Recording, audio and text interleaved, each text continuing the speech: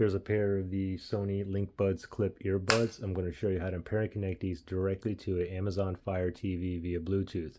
Those will work the same for the Amazon Fire TV sticks as well.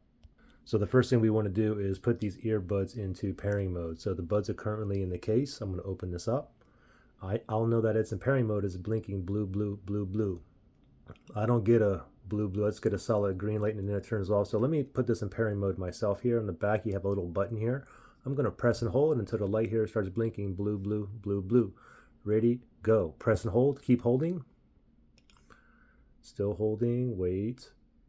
Blue, blue, blue, blue. Now it's in pairing mode. Now let's shoot over to our TV.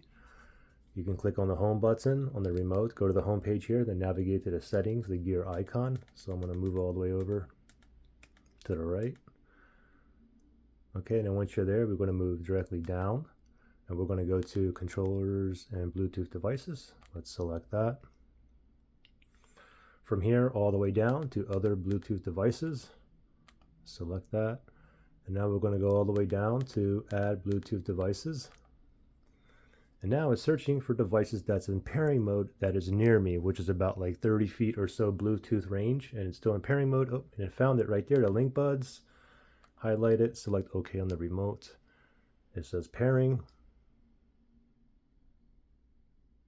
And voila, we're connected, ready to go. And you know that we're connected up here because if I go to LinkBuds, I have to press select to disconnect. But if I go to my other ones that are not connected, I have to select to connect. But anyway, I have to disconnect with this. But anyway, we're connected, ready to go. Now, if you had issues pairing or connecting these, you can always factory reset these earbuds. If you need to do that, look for that link below in the description area.